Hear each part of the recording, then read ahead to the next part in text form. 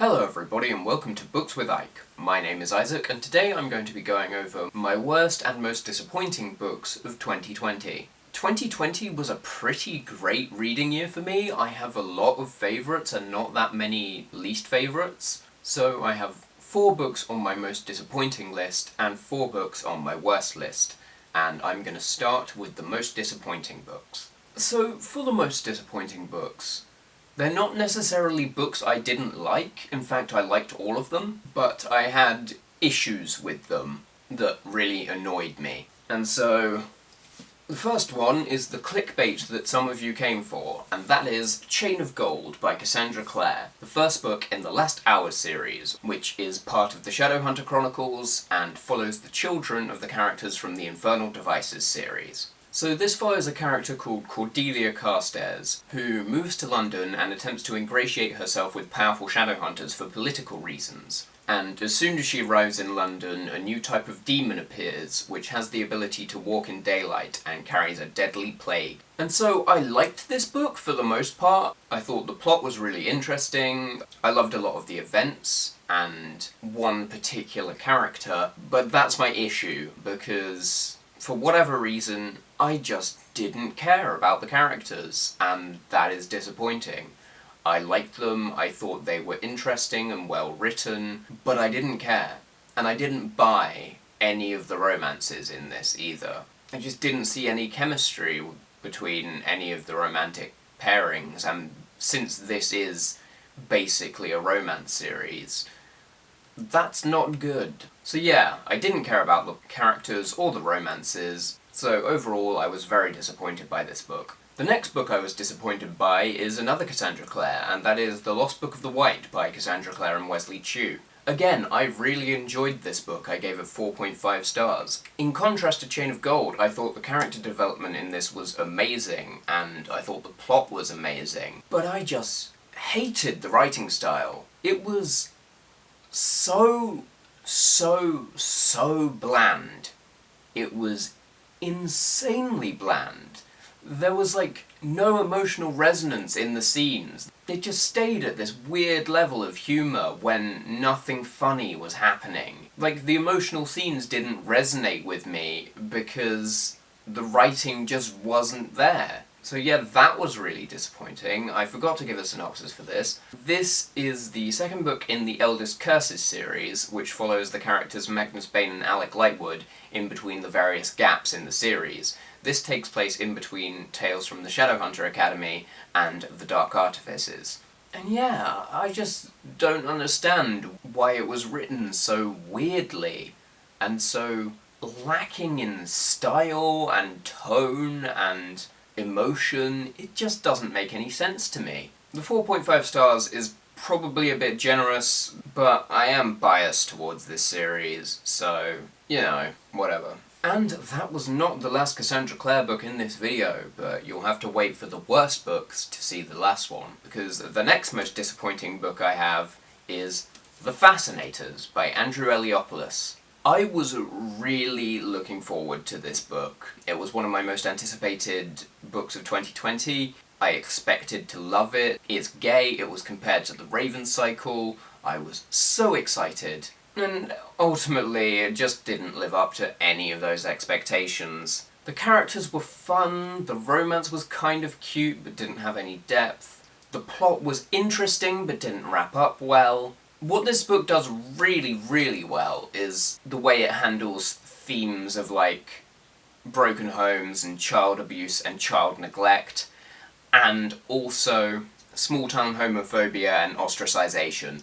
That was really well done. But ultimately it was just kind of forgettable. I gave it 3.5 stars. It was okay, but like, none of the elements were realised to their fullest potential, and that is really annoying. And the last book on my most disappointing books list, and by far my most disappointing book of the year, was Magic's Price by Mercedes Lackey.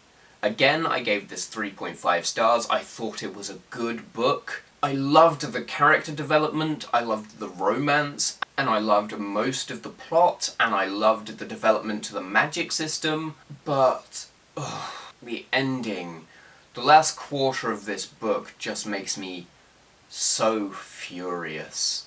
So this is the third book in the Valdemar the Last Herald Mage trilogy, which follows a boy called Vaniel, who is kicked out of his house by his father for failing to live up to his standards of masculinity, and sent to stay with his aunt, who his father hopes will be able to straighten him out.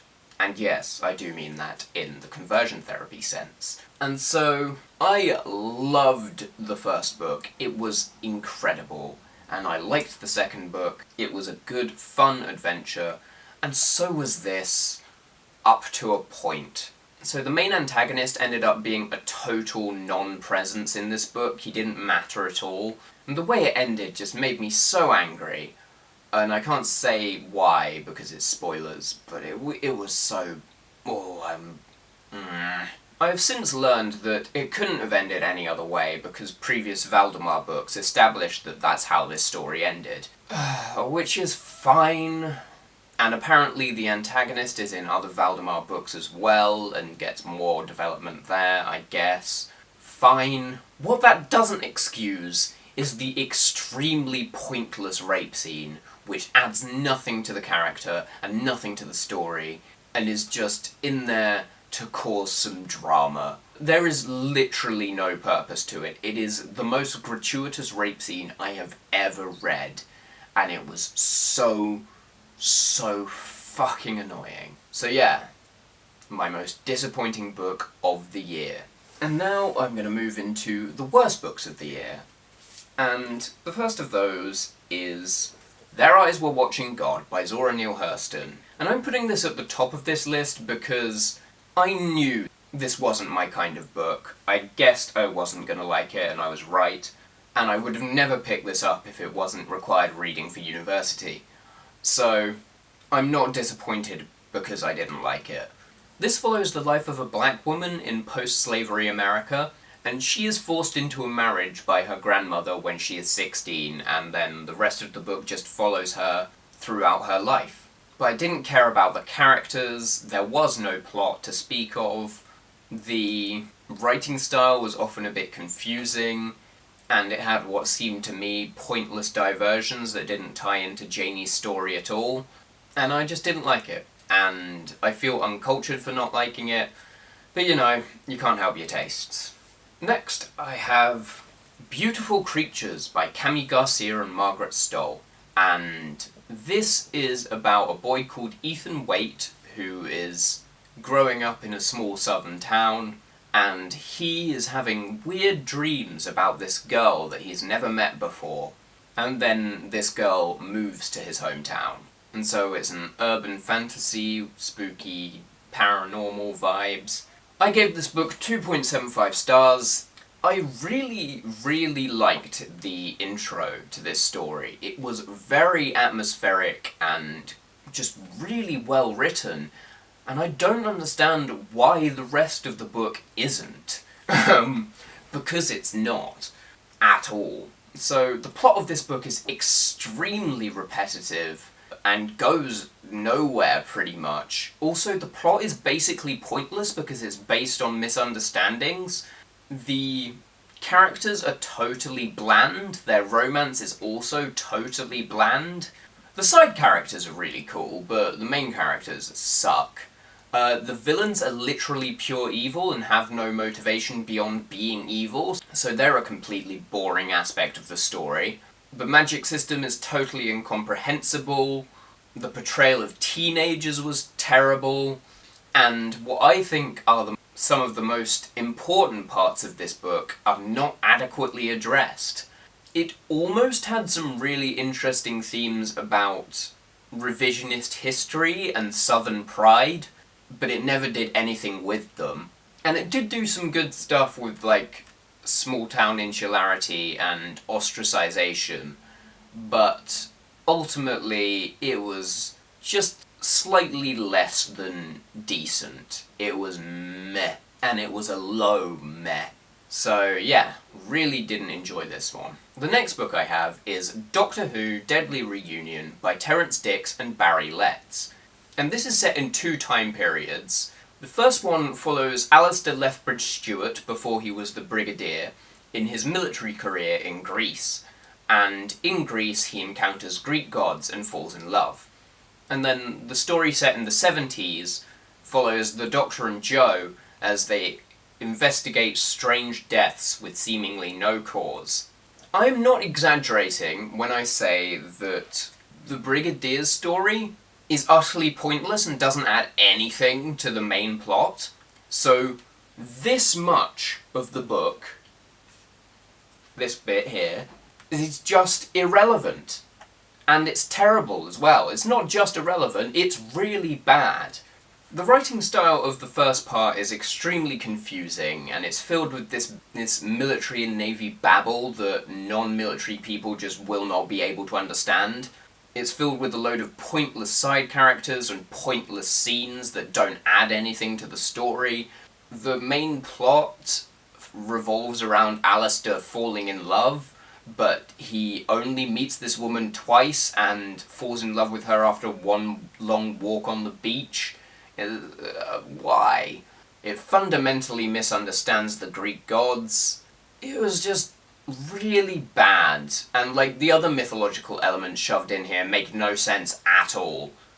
So yeah, it just sucked. The entire first half of this book is pointless and terrible. But the second half is really fun, so I'm conflicted about what to feel on it. I gave it 2.25 stars. Yes, I finished the whole thing. I didn't hate it in the end, but I resent it for having just so much utterly pointless crap in it.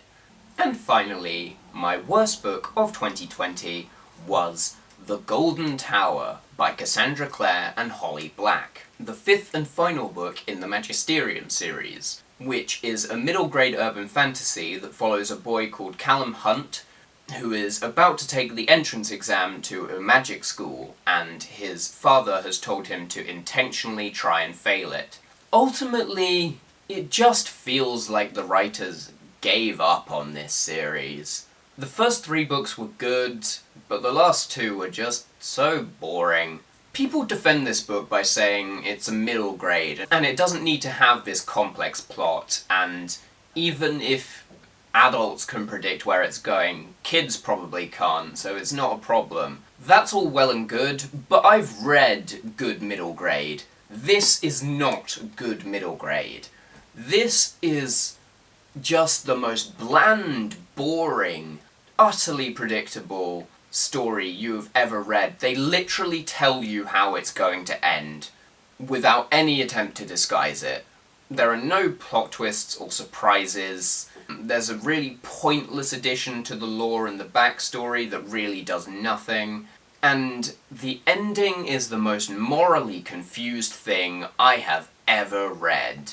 I don't understand how something can be built up as evil for the entire series, and then just because the protagonists do it, it's okay. Like, no, you've clearly established that this is the most horrendous thing you can possibly do in this world.